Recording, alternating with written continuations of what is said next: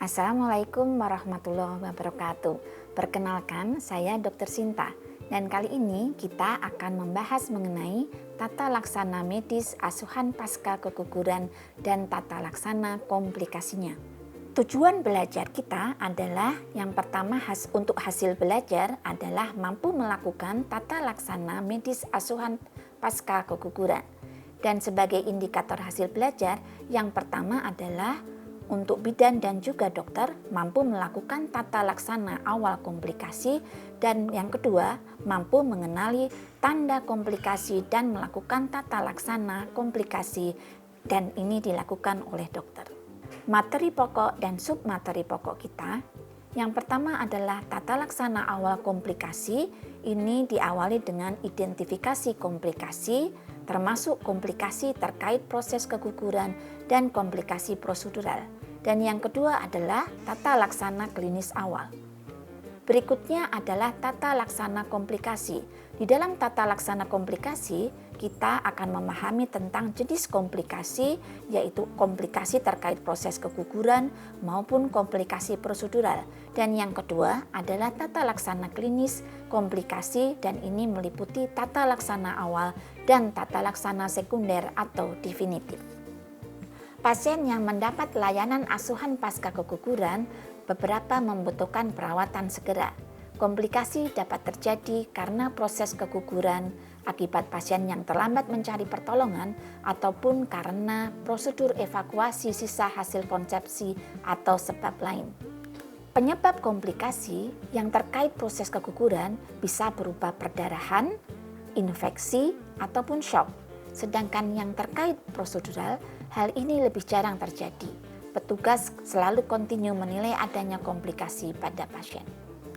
Walaupun komplikasi akibat prosedural ini jarang terjadi, komplikasi dapat muncul walaupun prosedur dilakukan oleh tenaga kesehatan yang paling terlatih. Dokter dan bidan harus dapat mendiagnosis komplikasi yang muncul dan segera memberikan terapi. Setiap vaskes harus memiliki protokol untuk penanganan komplikasi. Jika sarana prasarana tidak memungkinkan, segera lakukan stabilisasi dan rujukan tepat waktu ke fasilitas yang lebih tinggi. Untuk tata laksana awal terjadinya komplikasi, yang pertama harus kita lakukan adalah memanggil bantuan dan aktifkan prosedur darurat. Selanjutnya, melakukan penilaian awal atau primary survey. Yang ketiga adalah melakukan stabilisasi dan resusitasi, dan secara simultan dengan penilaian awal dan cegah perburukan shock. Dan yang keempat adalah persiapan rujukan. Siapkan rujukan apabila sarana dan prasarana tidak memadai. Penilaian awal dimulai dengan menilai kesadaran pasien atau consciousness. Yang kedua adalah pastikan jalan nafas terbuka. Yang ketiga adalah menilai pernafasan. Yang keempat, pastikan sirkulasi spontan terjadi. Dan kita juga harus memperhatikan identifikasi riwayat kejang. Berikut adalah bagan alur kita melakukan resusitasi dan stabilisasi. Diawali dengan menilai lingkungan yang aman sampai ke melakukan RCP bila diperlukan. Pada kondisi pasien tidak sadar, kita harus bisa melakukan koreksi penyebab reversible. Kita harus selalu memahami bahwa di dalam kondisi yang tidak stabil atau dalam kondisi tidak sadar bisa disebabkan oleh 4T, 4H, dan E. Untuk 4T, kita harus memperhatikan adanya tromboemboli, itu paru maupun karena cairan amnion, kemudian bisa karena toksik dan terapeutik, itu karena anestesi lokal, karena tamponade jantung ataupun tension pneumotorak. Untuk 4H, kita harus selalu memperhatikan kemungkinan hipoksia, hipovolemia, hiper atau hipokalemia untuk penyebab metabolik, hiponatremia, dan juga oleh karena eklamsia. Memang pada kasus-kasus asuhan pasca keguguran, hal ini jarang sekali terjadi, tetapi kita harus tetap memperhatikan kemungkinan ini. Untuk tata laksana sekunder, setelah pasien stabil, yang kita bisa lihat dari tanda vitalnya, maka kita harus mencari penyebabnya dan kemudian selanjutnya melakukan terapi definitif. Untuk pasien yang stabil, kita bisa melakukan anamnesis, kemudian pemeriksaan fisik, pemeriksaan penunjang, penegakan diagnosis, dan akhirnya ke manajemen spesifik. Untuk komplikasi karena keguguran, kita bisa melihat bahwa perdarahan karena abortus insipient bisa mengancam jiwa. Kemudian bisa juga disebabkan oleh karena laserasi vagina atau serviks pada abortus yang tidak aman. Kemudian bisa terjadi perforasi uterus dengan atau tanpa trauma pada organ intraabdomen, dan hal ini sering terjadi pada tindakan abortus yang tidak aman. Bisa juga terjadi atonia uteri, infeksi intrauterin dan sepsis, nyeri persisten maupun reaksi alergi. Pada kasus abortus inkom, tanda dan gejala yang sering terjadi adalah serviks sudah terbuka, tampak produk kehamilan dan atau perdarahan banyak, uterus membesar dengan atau tanpa rasa nyeri, dan juga pada pemeriksaan manual akan teraba jaringan. Tata laksana yang bisa kita lakukan pada abortus inkom adalah tata laksana shock jika diperlukan, manajemen nyeri yang adekuat, antibiotika profilaksi, evakuasi hasil konsepsi, dan ini bisa kita lakukan dengan aspirasi vakum jika ada gejala infeksi, perdarahan banyak atau shock, dan aspirasi vakum ini bisa dilakukan dalam kondisi emergensi. Dan bisa pula kita melakukan pemberian misoprostol maupun observasi atau menunggu ekspulsi spontan bila pasien dalam kondisi stabil. Untuk laserasi vagina dan serviks, kita sering menemukan tanda dan gejala timbul perdarahan vaginal, dan pada pemeriksaan in speculo didapatkan laserasi pada vagina dan serviks. Tata laksana untuk laserasi vagina dan serviks bisa kita mulai dengan penanganan shock jika diperlukan, kemudian manajemen nyeri yang adekuat, dan yang terakhir adalah mengendalikan perdarahan. Untuk pengendalian perdarahan dibutuhkan visualisasi luka yang baik, penekanan di tempat luka, dan juga akhirnya kita melakukan penjahitan laserasi. Pada kondisi aborsi yang tidak aman, kadang-kadang kita juga menemukan adanya perforasi uterus dengan atau tanpa trauma intraabdominal. Tanda dan gejala yang kita temui bila kita mencurigai adanya perforasi uterus dengan atau tanpa trauma intraabdominal adalah ada riwayat evakuasi sisa hasil konsepsi dengan instrumen, kemudian perut terlihat membesar dan dijumpai tanda akut abdomen, dan terdapat tanda dan gejala sepsis dan atau shock. Pada saat kita melakukan tindakan aspirasi vakum manual, bisa jadi kita mengalami komplikasi yang sangat jarang terjadi, dan bahkan komplikasi ini lebih jarang lagi ditemui dibandingkan pada tindakan kuretase tajam. Tanda dan gejala yang kita temui bila kita mencurigai adanya perforasi uterus dengan atau tanpa trauma intraabdominal pada saat kita melakukan aspirasi vakum manual, maka itu bisa terjadi kemungkinan karena instrumen masuk terlalu dalam melebihi panjang uterus yang diperkirakan. Dan juga kita menemukan adanya lemak atau usus keluar dari serviks. Tekanan aspirasi vakum manual yang tiba-tiba menurun atau hilang, itu juga bisa merupakan tanda bahwa kita sudah mengalami perforasi akibat tindakan kita. Kemudian bisa kita temui pasien mengalami nyeri hebat dan atau perdarahan selama atau sesudah prosedur, dan perdarahan atau nyeri yang tiba-tiba meningkat.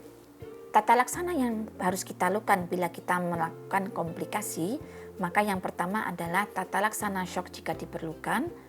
Bila pasien stabil dan tidak dijumpai tanda akut abdomen namun dicurigai perforasi saat tindakan, maka kita harus melakukan rawat inap dengan observasi ketat.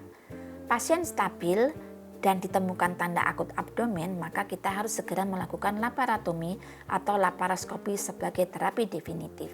Jika vaskes tidak dapat menangani komplikasi tersebut, segera lakukan stabilisasi dan rujukan. Bila perforasi uterus dengan atau tanpa trauma intraabdomen ini terjadi sesaat evakuasi belum dinyatakan bersih, maka evaluasi siksa produk kehamilan di bawah visualisasi langsung saat laparotomi dan laparoskopi bisa dilakukan. Dan bila tidak memungkinkan, maka harus dilakukan rujukan. Pada saat laparotomi laparoskopi, perbaiki semua trauma yang terjadi, Dan bila laserasi tidak dapat diperbaiki atau perdarahan tidak dapat dikendalikan, pertimbangkan untuk histerektomi. Pada kasus tindakan aspirasi vakum manual, kita juga bisa menemukan komplikasi berupa atonia uteri. Hal ini memang jarang terjadi. Dan tanda dan gejala yang bisa kita temui pada saat kita mencurigai adanya atonia uteri adalah uterus kehilangan tonus otot dan tidak dapat menghentikan perdarahan yang terjadi. Uterus membesar dan teraba lunak, dan atonia dapat terjadi akibat abortus incom ataupun terjadi hematometra. Tata laksana yang kita bisa lakukan adalah tata laksana shock jika diperlukan, stabilisasi dan resusitasi cairan, masase uterus dan kompresi, dan pemberian uterotonika bisa dengan menggunakan metil ergometrin 0,2 mg IM diulang setelah 15 menit dengan maksimal dosis 5, atau pemberian oksitosin 20 unit dalam 1000 ml RL dengan kecepatan 60 tetes per menit, maksimal 3 liter cairan istraloid, atau dengan pemberian misoprostol 200 sampai 800 mikrogram per oral per rektal atau sublingual. Infeksi intrauterin dan sepsis bisa merupakan komplikasi dari aborsi yang tidak aman maupun tindakan prosedural AVM. Sebagai faktor risikonya adalah evakuasi sisa hasil konsepsi yang tidak bersih, pencegahan infeksi yang buruk, pasien dengan riwayat radang panggul saat prosedur evakuasi dilakukan. Sebagai tanda dan gejala, bila infeksi itu berupa endometritis, maka akan ditemui nyeri panggul atau nyeri perut hebat, demam atau menggigil, nyeri tekan perut bawah pada pemeriksaan bimanual, nyeri goyang serviks, dan ditemukan ada cairan keputihan atau nanah dari vagina atau serviks yang berbau. Ada tanda infeksi intrauterin yang lebih berat disertai tanda systemic inflammatory response syndrome sebagai kelanjutan dari infeksi intrauterin endometritis, yaitu adanya peningkatan suhu tubuh 38-39 derajat, frekuensi jantung lebih dari 90 beat per menit, frekuensi napas lebih dari 20 menit kali dalam per menit, atau tekanan parsial CO2 kurang dari 32 mm Hg. Laboratorium karena sepsis ini akan kita temukan adanya leukositosis lebih dari 12.000 atau kurang dari 4.000 sel per mikroliter, atau ditemukan lebih dari 10% sel darah putih imatur atau bentuk batak. Sepsis bisa mengarah lagi ke kondisi yang lebih berat berupa shock septic.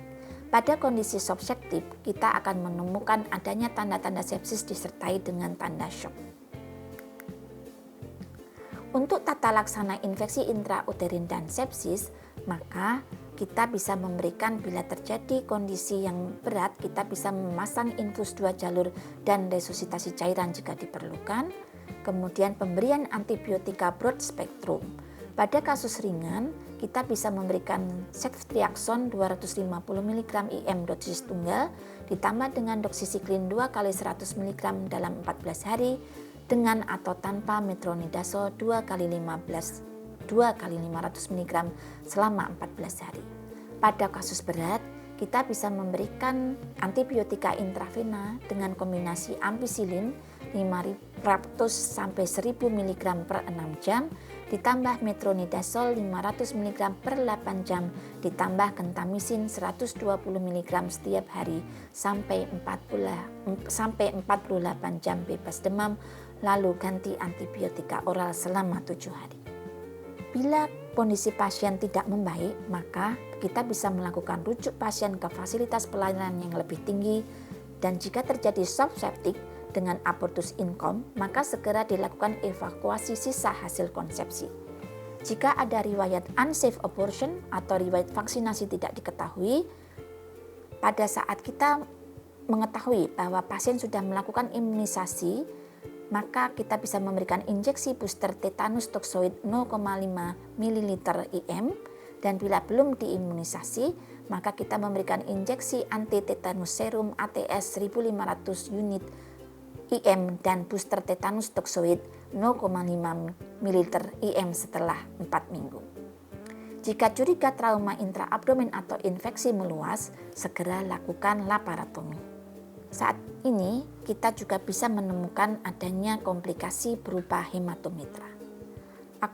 Hematometra adalah akumulasi bekuan darah di kavum uteri setelah aspirasi sehingga menyebabkan uterus tidak dapat berkontraksi dengan baik. Tanda dan gejalanya adalah uterus membesar dan nyeri setelah aspirasi dilakukan. Pelvis terasa tertekan, kepala terasa ringan atau pusing, demam, dan terjadi perdarahan vaginal. Pada kondisi ini, bila kita menemukan hematometra, maka tata laksananya adalah segera dilakukan reaspirasi. Komplikasi yang mungkin bisa kita temui pada saat kita melakukan prosedur AVM adalah reaksi vasovagal. Reaksi vasovagal adalah reaksi pada nervus vagus yang terjadi selama prosedur dilakukan. Biasanya muncul saat insersi jalur vena, mengambil darah, dan pemberian obat-obatan.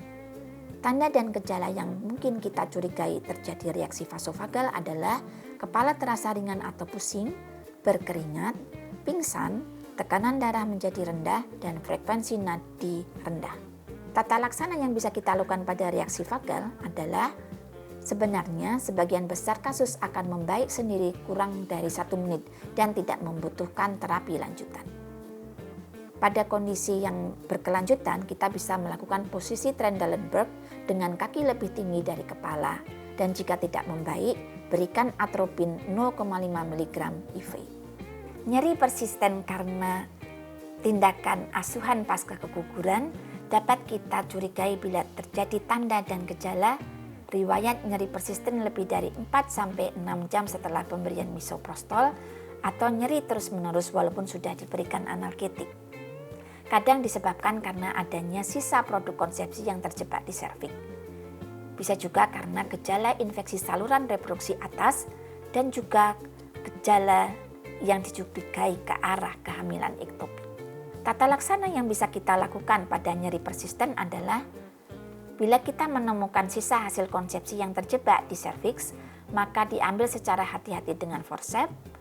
Bila ada tanda dan gejala infeksi, dilakukan terapi sesuai indikasi, dan bila dicurigai kehamilan ektopik, dilakukan tindakan sesuai tata laksana kehamilan ektopik. Komplikasi karena reaksi alergi bisa ditemui bila kita menemukan setelah prosedur bisa ditemukan bengkak pada tangan dan kaki bahkan seluruh tubuh. Kemerahan atau urtikaria di kulit, dapat timbul mengi atau wheezing, napas memberat atau bengkak pada saluran napas, dan reaksi alergi berat lainnya. Sebagai tata laksana, kita bisa segera memberikan antihistamin oral pada kasus ringan atau intravena pada kasus berat. Dapat pula diberikan steroid injeksi metilprednisolon pada kasus yang berat. Tata laksana definitif kita lakukan setelah kita menangani kondisi tidak stabil pada pasien asuhan pasca keguguran. Dan tata laksana definitif ini sebaiknya dilakukan oleh dokter SPOG di vaskes dengan sarana dan prasarana penunjang yang memadai. Jika pasien datang ke vaskes yang tidak ada SPOG atau tanpa sarana prasarana yang memadai, maka perlu dilakukan rujukan. Tetapi sebelum merujuk, lakukan stabilisasi dan resusitasi terlebih dahulu. Demikian penjelasan mengenai tata laksana komplikasi. Semoga bermanfaat. Wassalamualaikum warahmatullahi wabarakatuh.